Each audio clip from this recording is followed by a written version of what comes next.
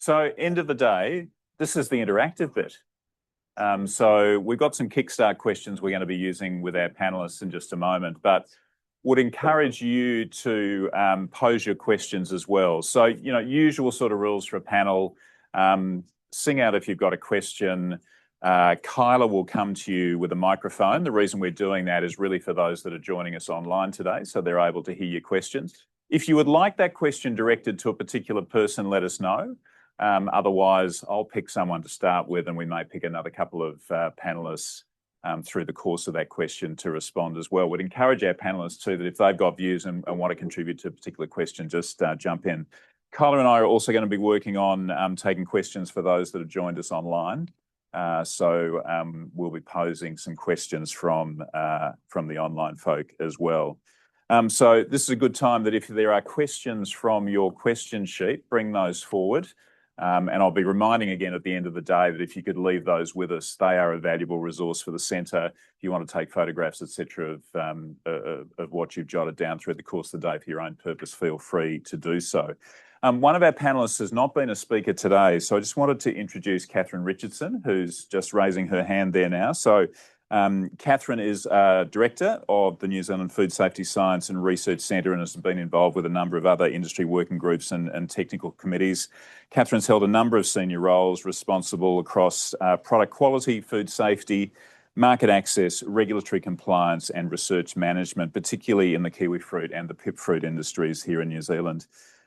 She's developed a practical understanding of issues facing the horticulture industry globally and the need for sound science to underpin growth and development. So, Catherine, thanks for joining the panellists this afternoon. So what I'm going to do to start off is just pose the question, from each of our panellists' perspective has sort of been interesting or striking about the conversation today. So, Shamabel, I'm going to start with you. What's been interesting or striking about what you've heard here in the forum? Well, I was a little bit surprised by the thread of trust that ran through everything.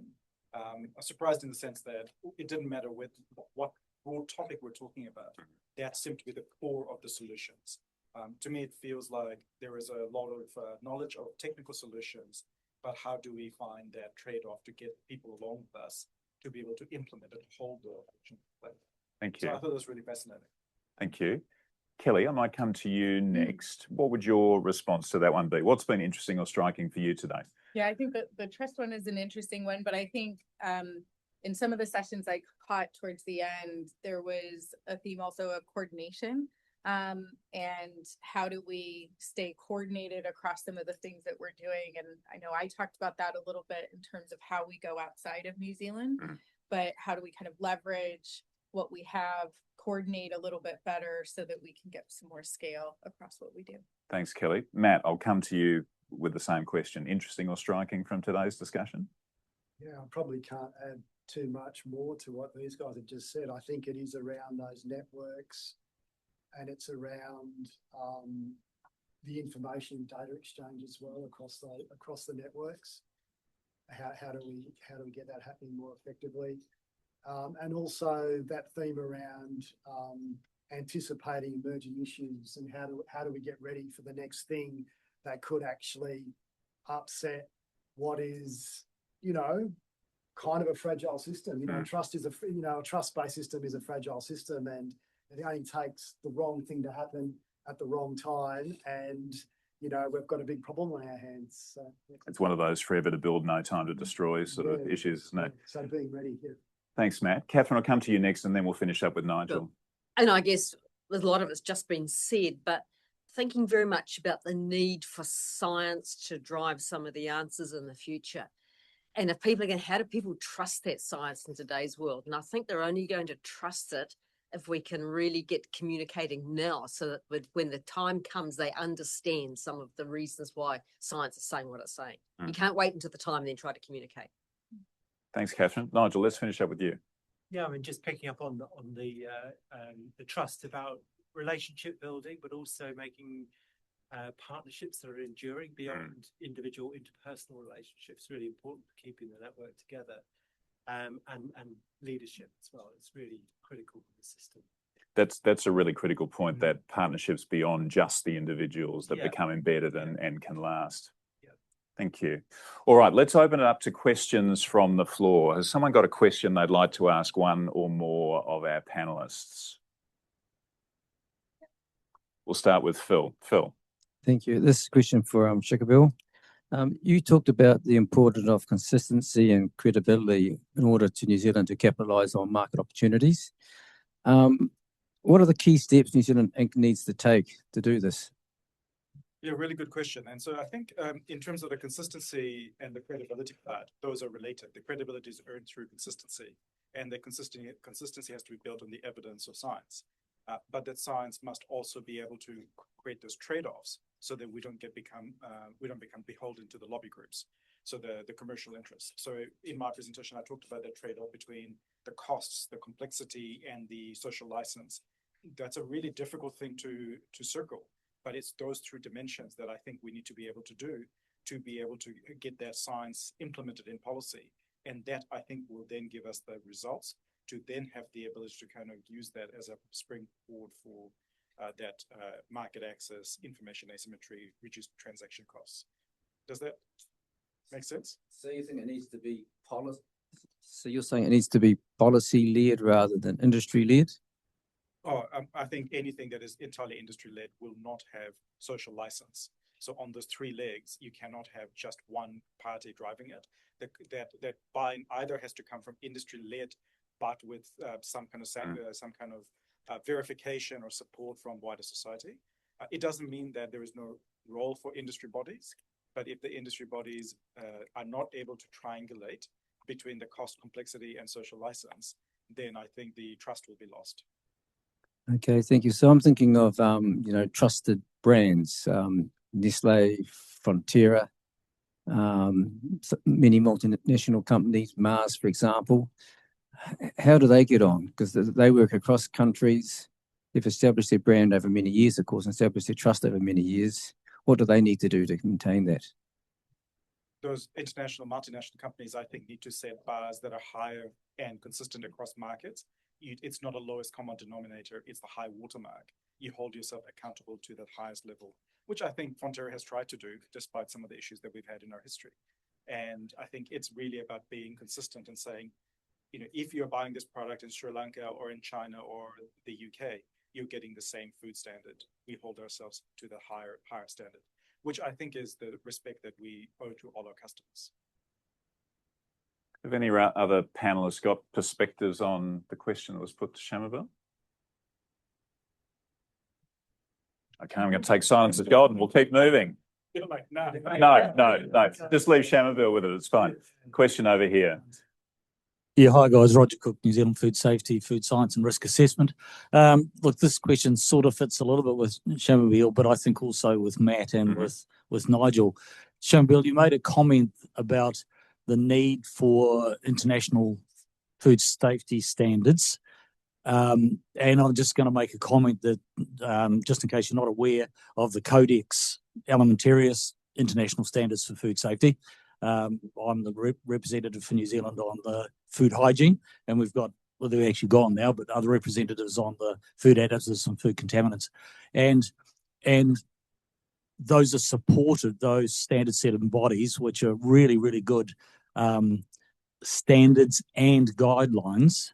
They're represented by many countries, and they are really a good I suppose they are standards that we can follow, that we can put into our own legislation. But Matt made an interesting comment, and he said that they help, which they do, but they don't follow them.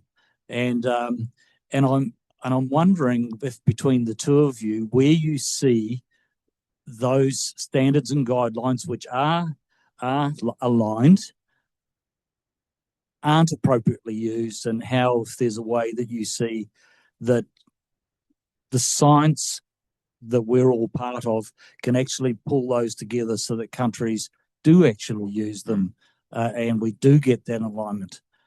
Yeah, really good question. So I might start. Sure. My stand. Happy for you to start. Feels like a hospital pass there.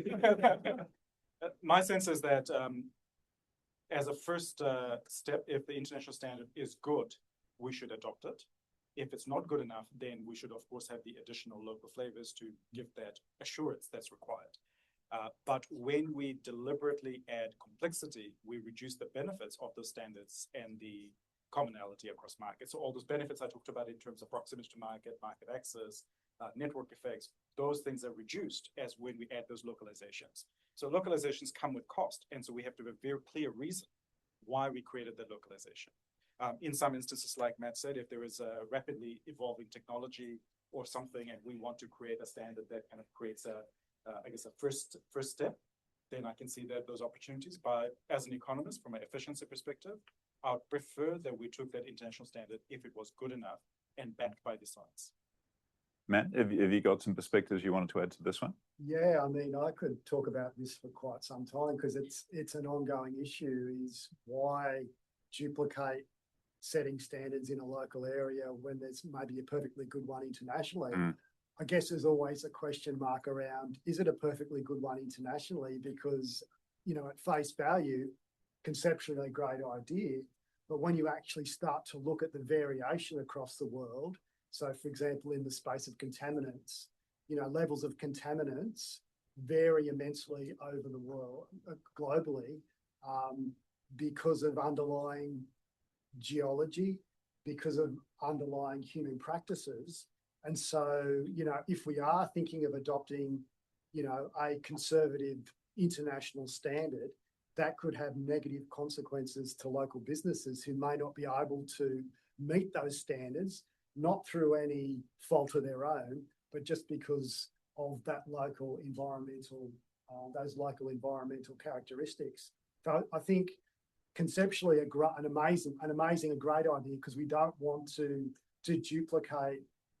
We don't want to be duplicating scientific assessments. We don't want to be duplicating standards, but there needs to be some checks and balances around how do we assess the suitability of those international standards for local conditions. And as long as that steps in there, and those judgments are made, then I think there's a lot of potential.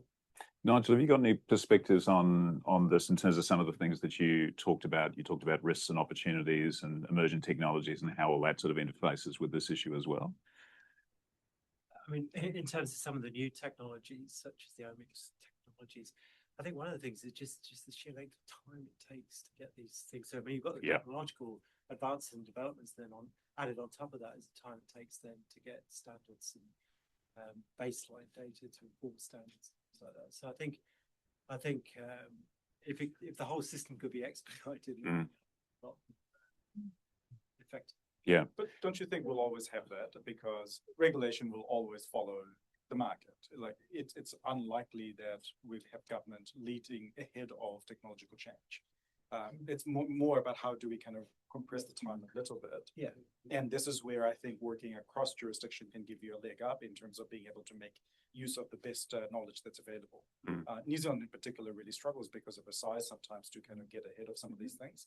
We have partnerships with Australia, the common standards across Trans-Tasman, I think has been a huge benefit to both countries. Agreed. And there are some, sorry, I'm going to butt in. And there are also, just coming back to Roger's question, there are structural issues. You know, every country has a regulatory system set up under a legal framework that they follow. And so it's how do you then integrate other systems into that legal framework? It's not so straightforward. I mean, can I just add Kelly, go thing? for it. I think you had talked about the kind of, there's a speed element as well as cost. And so I would say that if you think that New Zealand should be doing a lot more innovation, then do you have the right balance between all of those? So you need to maintain the reputation, but are you actually set up to be able to have the speed of development that you want that's going to support some of that commercialization? So I think like international standards could be good, but does it still make sense for what you want to create and how you want to differentiate in New Zealand? And that connects to that balance you were talking about in your presentation there at the end, Matt. And Codex is not a fast standard setting body. Well, Roger, you have a right to reply. It can be. I've seen it go very fast. Hey, I just wanted to. Yeah, can I just let Catherine jump in on this one? I guess from quite a different viewpoint. So acknowledge the value that the global standards like Codex have, But if you're in an industry like I've been, where you're selling direct to Mm. big retailers around the world, they set their own standards, Mm. and they're a lot higher than what you guys set, and they're all different. So yeah. Roger? It's interesting. So the international standards need to be flexible enough to allow for individual countries to have differences, as Matt's talking about. But the intent of what you're after needs to be very strong and not ambiguous. Yeah. And that needs to be set with the science and understanding.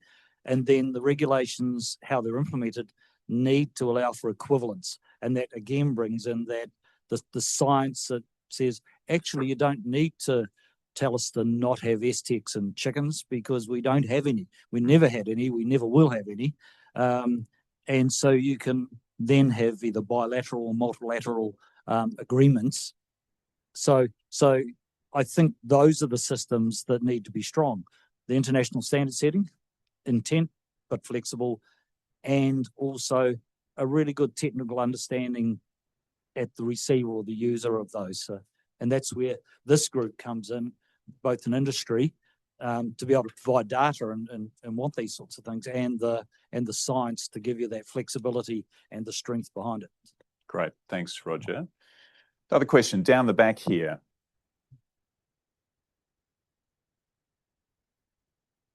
Yeah, kia ora, team. I'm just wondering about some of the information presented on climate change, and I guess I have a question around, as supply chains become more complicated and climate impacts intensify, what do you think the new models of traceability and verification will be to maintain consumer trust? We've all talked about trust. I think trust is eroded everywhere.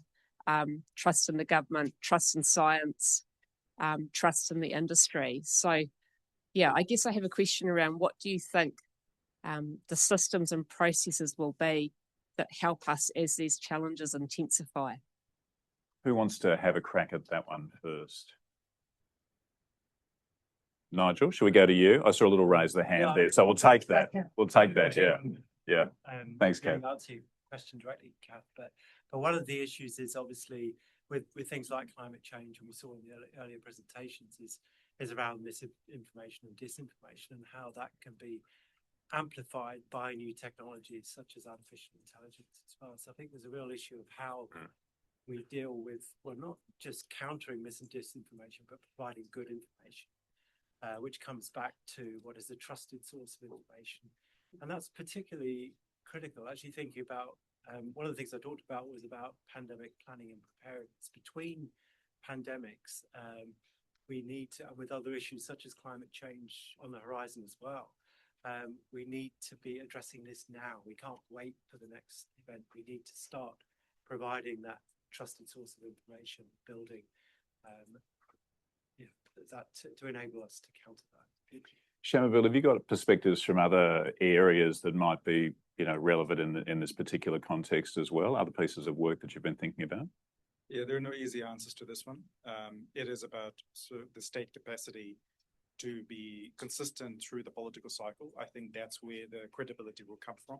It has to be state capacity. Unfortunately, we've been eroding state capacity for 20 years. That's going to be a hard one. I think therein lies the opportunity for industry and science to play a role in bolstering that capacity and that transparency. But I don't think it's easily done. The wider kind of loss of trust is the wider loss of trust. And it's not going to be solved by us. It has to be a wider kind of issue of social cohesion, right?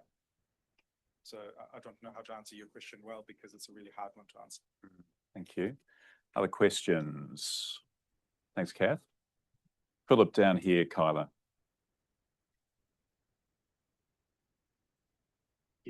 Hi, Philip Westcombe from Oceania Dairy and Western Milk Products. Just a question for you, Shamaville, but also the rest of the panel around, I guess the thing was raised around social license, and I think you kind of answered a little bit with Phil, but more around, you said food's becoming expensive for many to buy fresh food. There needs to be some shift or change in how we do things. I was just wondering, what options are there to do that? Because, it's pretty hard to make a change like that without, destroying economies and so on through fixed prices and things like that. So what are any suggestions? Yeah, really good question. And I guess we are perfectly well set up to have a welfare state, but our welfare state has become mean and grudging over a number of decades.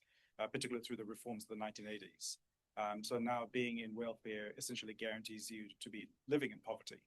So we can't assume that we can have the levels of inequality and poverty that we have, and we can maintain the existing welfare system and maintain social license.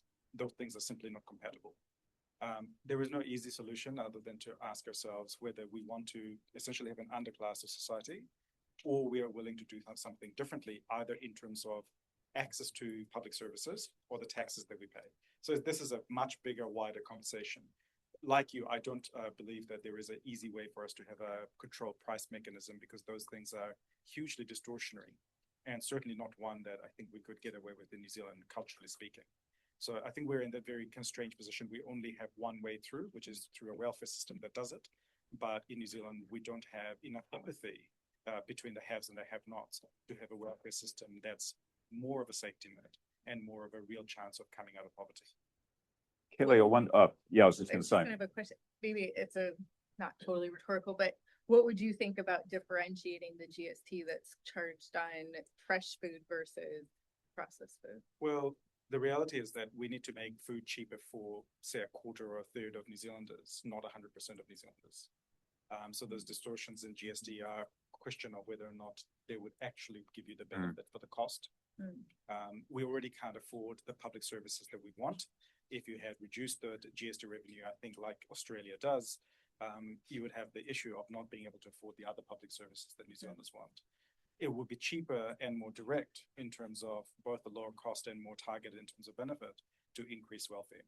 Except your point is right in that we're not willing to contemplate doing that. So the politics. But you could also increase GST that's charged on processed foods. Oh, you could. I mean, you could do that in terms of higher taxes on parts of the GST spectrum. But I guess the issue is nobody likes to pay more tax in New Zealand, right? We all complain about too much debt. We all complain about not enough public services, and we all want tax cuts. So this does not fit. And so it goes back to the underlying issue, whether we're willing to pay it forward or willing to pay for people who are not like us. And I think that's where the social license is limited at the moment, and it's really difficult. Excellent question. It is at the core of New Zealand's values, because we tell ourselves that we're egalitarian society, but none of the evidence shows that's the case. Kelly, through the BCG network, is this a discussion that's being had elsewhere in the world at the moment, or? I think in terms of, well, the US is not, I wouldn't say call them an egalitarian society, more so than here in New Zealand. But I think that there are questions about kind of access, and the fresh food problem is actually quite ubiquitous. That it's more expensive to access fresh food than it is to access a lot of processed food. And some markets do differentiate in terms of taxes that are paid on those. And kind of when you look across Australia versus New Zealand, one of the differences in what you see in the grocery store in terms of prices is because we pay GST and they don't. And so that was part of why I asked the question of kind of from an economist point of view, if that's something that would help to address the problem here in New Zealand. But in Australia also, prices are generally lower across most products, including food. So if you look at what happens across pretty much every industry in New Zealand, our gross profit margins are higher than in Australia. And Australia has the same kind of problems that we do in terms of lack of competition and scale. So Australia is already a high rent economy, and we are an even higher rentier economy than them. Just Philip, on that question, something that struck me over the last few years. I've been involved with a leadership development program for about 7 or 8 years with people in the food and fibre sector, so typically late 20s to late 30s. They could be farmers and growers, they might be in the service sector. I was just saying to some colleagues yesterday that one of the things that struck me is over that period of 7 or 8 years, when we talk to them about, what do you think are some of the future opportunities or challenges in the sector that we need to confront? 7 or 8 years ago, no one would talk about domestic food security or food pricing. Literally the last 3 programs that I did on day one, this group of young professionals were raising that as an issue on day one of a 6-month program. So it was really striking how the emphasis on that's changed, and people inside our sector are talking about this and the potential challenges it provides. So yeah, just a little reflection on some things I've heard. Yeah. No solutions, I've got to say, but really top of mind. Phil? Is there anybody beside me with their hands up? Not yet, so. Okay, not yet. Okay. So this is a question for all of you, but perhaps Nigel could speak last on this one. But I'm quite curious to understand what you think is the greatest or the next food safety risk for the various sectors. So think of dairy, seafood, the fresh cut apples and pears, the red meat. What is the risk that's going to trip us up in the next 5 to 10 years? Is it chemical? Is it microbiological? Is it ideological? Yeah. Well, actually, it may be both micro and chemical hazards are important, but actually the increasing focus on nutritional adequacy and balanced diets, tied in with obesity as well. So I think, yeah, there'll always be chemical and microbiological, particularly microbiological, we theme today around climate change, the area of marine biotoxins, as the oceans warm, the sort of change in the geographical distribution. But I think, this increasing focus on processed or ultra processed food, on the general quality of the food supply, not necessarily the levels of chemicals and microorganisms. Okay, so I want you to be specific for each sector. What's the biggest risk for dairy, for seafood, for fresh cut, if possible? Catherine, do you want to think through a horticulture lens? Oh, is he specifically saying fresh cut apples, or was it horticulture in general? Okay, so fresh cut and then apples, because they're different, right? Okay, for what's the biggest one for vegetables? What's the biggest one for fruit? Okay, I guess for vegetables, our market is usually domestic market. And there is a massive risk around for leafy greens, and we have so many small producers that I think that's where some of the risk comes from, is people's knowledge, the production knowledge, who can really manage that right through the process. Our big fruit crops are more export focused. And I think one of the risks out of that is using standards as a non-tariff trade barrier. And that's rather than a real food safety risk to being used as a non-tariff barrier. And the hazards that will trip us up? We're talking about E. coli, Listeria, PFAS. What will they be? I think, are you talking about the fresh cuts? There's a range of things that come on fresh cuts. On leafy green salads. Yeah, what's going to trip us up on leafy greens? So I'm probably not an expert to tell you what's going to trip you on leafy greens. What's the future? So no one knows. What's the future? It's going to be things on leafy greens. I'm more familiar with what's happening on the export product. As an example of one that could be a non-tariff barrier, you have a big market called USA, which loves trade issues at the moment, who have a zero Listeria tolerance. If you go out and look hard enough, you will find Listeria.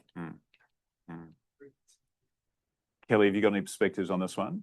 Well, I'm definitely not the expert to what the specific ones are, but I have something that I haven't heard mentioned, but I'll bring that up after you, Nigel. Okay. Well, I think I was told to go to Nigel last. So, Shamabilla, have you got any perspectives? No? Right. Look, I think that's a really unfair question, because the whole point is, if you can predict what the bloody thing is, you'll do something about it. So it won't happen. That's when you don't know. This is right? So in my mind, that's not really the thing. It's more around, do we have the hazard preparedness? Do we have the ability to monitor the hazards so we're prepared? Is there responsiveness in our systems? Because the future is unknowable, right? The whole point of crisis is that they happen because you didn't see it coming. Nigel, I will come to you now. Well, I was going to say something similar. You can predict anything except the future, which is one of the big problems. So there's a real emphasis, particularly around preparedness, of shifting away from attempting to predict to improving surveillance.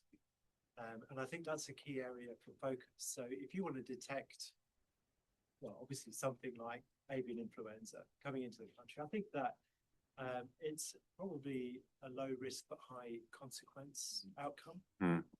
Then surveillance is really key, and designing a surveillance system that has suitable sensitivity and specificity. So it's not just a diagnostic test, it's a system as a whole that is sensitive enough and specific enough to detect an emerging hazard. whether it's a pathogen X, which we don't currently know what it is, or it's an emerging thing like a COVID, or whether it's an existing and enduring pathogen like a new strain of listeria. Good surveillance rather than attempting to predict is probably the best way. And So- oh, It's not I go, was gonna Kelly. say, kind of building on that point a little bit, the thing that I haven't heard, and maybe it was when I stepped out in the middle, but I haven't heard anyone talk about kind of how are we using AI in the future to do some of that surveillance or to process a lot of the data or to collaborate across the group. And so like I would hope that kind of if you had the same event but next year, what are some of the things that people are doing to leverage AI in that way? Because there's a lot of data that will be out there, but any one person, it's going to be overwhelming. Not accessible. Yeah. You talked about that last night. Yeah. Sorry, Matt, I think I might have skipped you on this one. Have you got any perspective? Oh, I started. Oh, you did start. Okay. It's been a long day. It's been a long day. It'll always be micro. And I know in one of the presentations today, somebody put up a slide of what sort of the emerging issues or what people are really interested in. So for Xance's we do an annual consumer insights tracker where we look at what people's understanding of the food regulation system and food standards and what they're most concerned about. And you'll hear a lot in the media around people really concerned about GM food and food additives. Actually, they're actually right at the bottom of the list. The number one thing is microbiology, food poisoning and food safety. Yeah. And so that's what I imagine will be the next big thing in terms of food safety issues. Thanks, Matt. Question here. This is just jointly a question for Matt, but then also the rest of the panel. So I noticed you mentioned that like sociological, economic, environmental questions are sort of out of your remit. So, for example, with the cell agriculture as a bit of a case study, what issues might other regulators consider when they kind of go beyond that public health labeling sort of scope, maybe even in a New Zealand specific for the rest of the panel, and just thinking about those issues like social license and trust, sustainability, culture, and te ao Māori. Thank you. Yeah, go on. So with our standard setting process, we're obliged to consult. So we're one of the few standard setters in the world that publish all of our assessment reports, really strong engagement across the community. So, people raise a whole bunch of different concerns with us. So in the case of the cell cultured foods, people are really focused on labeling because of this idea is I don't like it. I want to be able to go into a supermarket and identify what I don't like, so I don't actually buy it. So that came up a lot. And we get a lot of, the GM space, when we consult on any of our new GM food applications, there's always hundreds of people that say, we just don't like it. And for us, it's like, well, we're meant to be engaging on the science here. Thank you, noted. We'll move right along. Other jurisdictions, so for example, in Europe, they will take sociological issues into, basically public opinion into the mix. And it's not to say that we don't consider and we're not dismissive or that we dismiss those sorts of concerns, because we've actually got a legal obligation under our Act to consider all of the submissions that come in. So we have to have regard to them, but that doesn't mean we can or should do anything about them. And as long as we've got a level of transparency to our board and to the community in terms of how we've considered those issues and how we've addressed them and how I guess we've discounted them. Matt, just in terms of your process on that, would you, in your assessments or whatever it is that you publish, note that there was a particular theme, if that came through, but that was outside your scope? Absolutely. Okay. Yeah. And even though, despite our best efforts to put boundaries around what we're seeking information on, people just completely go off script. Yeah. So it can be pretty random and pretty interesting. So yeah. Any other perspectives on that question about sort of beyond the purely technical? I think we didn't touch the Te Ao Maori bit, and I think that is a critical part. I think you kind of mentioned it a little bit. But if you want to take a Te Ao Maori view, you do have to flip everything a lot in terms of thinking about what's important and time horizons. I did a piece of work with Tuhoe a few years ago that I mentioned in the presentation, and the thing that came through for me was because the values come from a higher power, right? Where the natural world is part of your beginnings. The defiling that natural environment in whatever way is quite problematic. So that trade-off is actually not possible. So there are lots of things that get closed off much earlier. So you have to think about it in a very different way. So I think what's possible in the orthodox viewpoint is quite different from some of those indigenous approaches.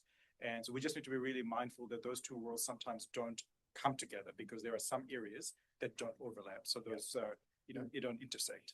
So just something to be mindful of, that if you actually want to do Te Ao Maori properly, it's not just, engagement for the sake of it, but you actually have to understand the underlying values that are represented.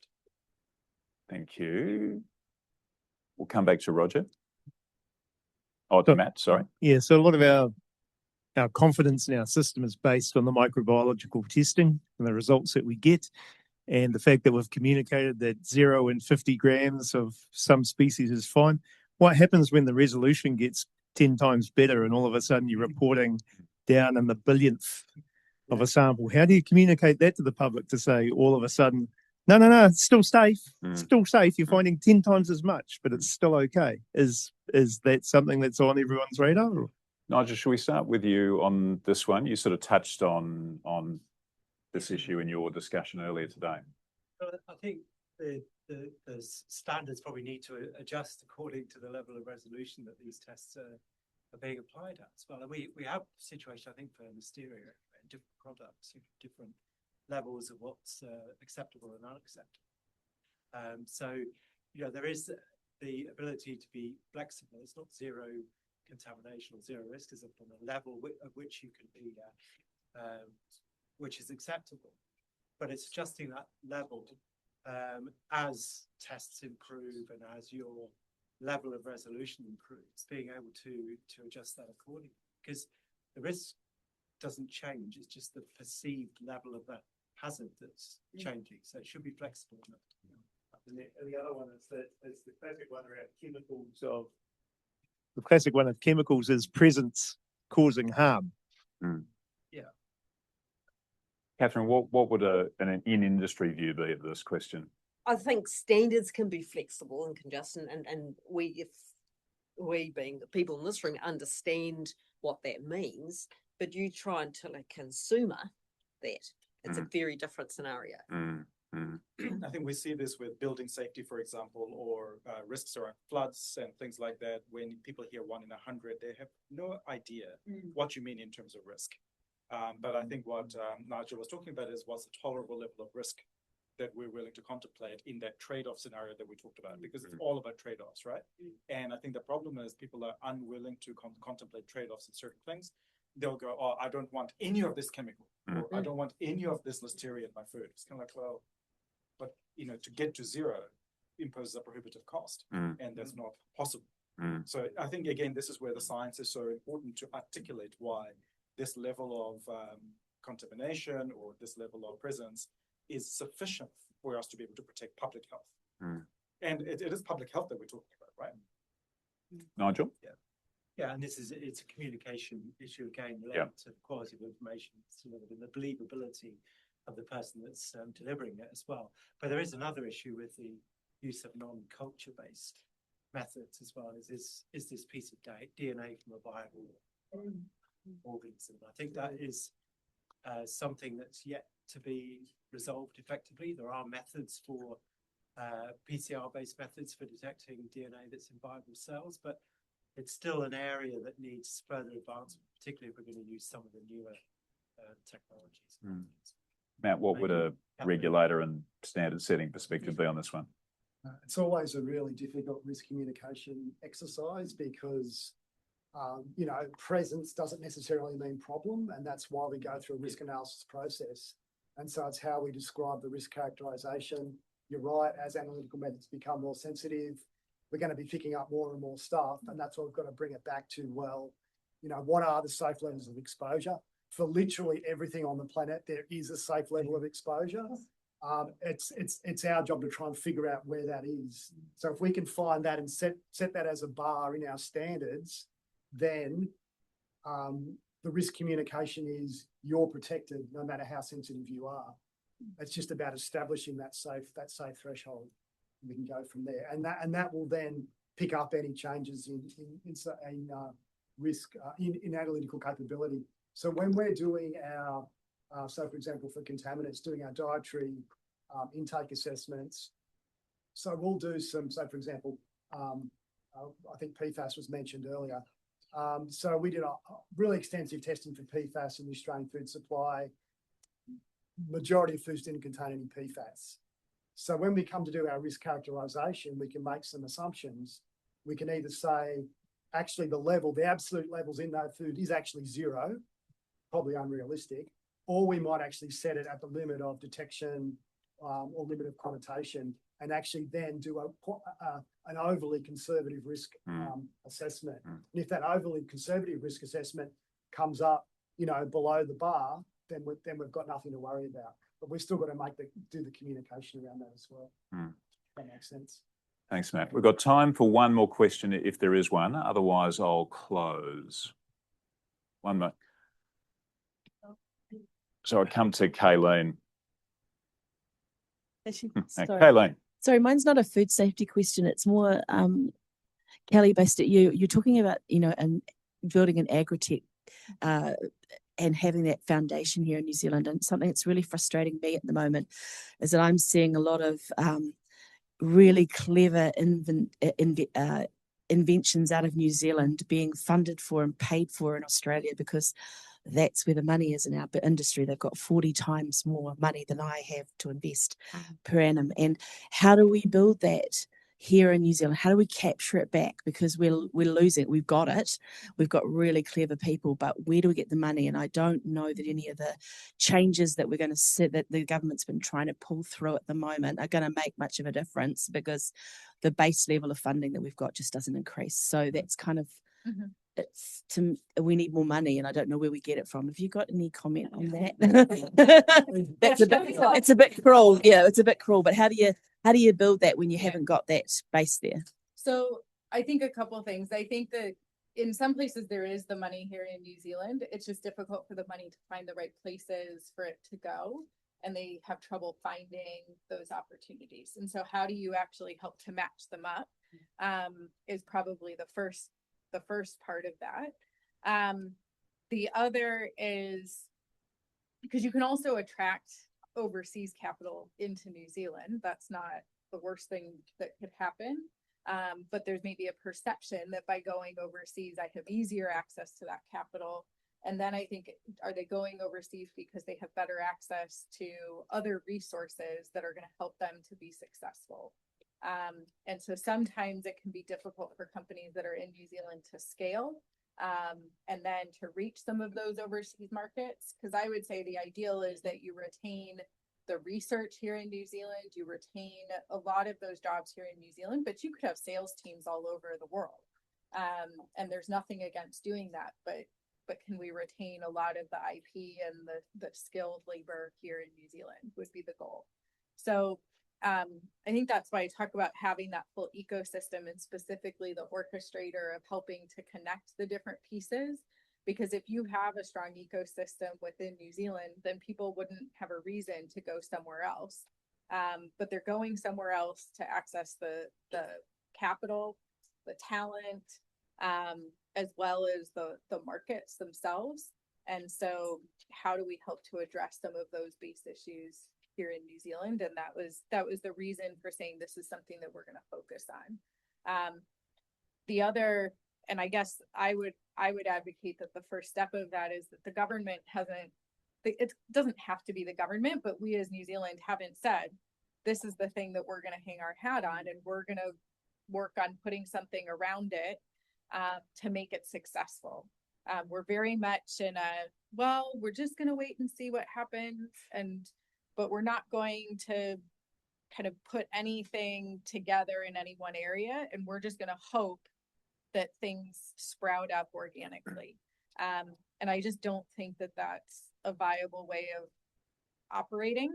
And you actually don't see other countries doing that at the moment. They're choosing, this is an area that we're going to be really deep in. If you look at the US, there might be a perception of, wow, like they're just doing everything, but they're not. It's actually certain cities within the US are choosing what they're going to be really good at. And so I had done a similar exercise for Chicago, which is where I grew up. But I also know that Indianapolis, they went through a similar exercise because they said manufacturing is leaving. And so what are we actually going to be good at? Because we need to create jobs. Otherwise, these small towns all over the US are going to just cease to exist. And so it is kind of asking the question about, well, what's big enough that it's worth investing in? I might just add just Yep. two quick things. One is, if we want to have a viable sector that creates knowledge that scales, we will have to fund R&D in the way that other small similar sized countries do it. Now, our R&D spend is about half that of Denmark and a third of countries like Finland. So there is a problem there. There's also a problem with the funding of the education system, which has turned into a fast food model of education, which is quite problematic when it comes to basic science and commercialization of that science. So yes, we should do all those other things as well around coordination and cohesion, around wayfinding and those kinds of things. But none of that is actually going to be scalable unless we have a R&D landscape that is larger, denser, and just has that greater chance of serendipity, because that's what creates the strong networks. Everyone, I'm going to stop there. So can I ask you to thank all of our speakers today and also our panelists this afternoon, Matt, Catherine, Kelly, Nigel and Shamabel.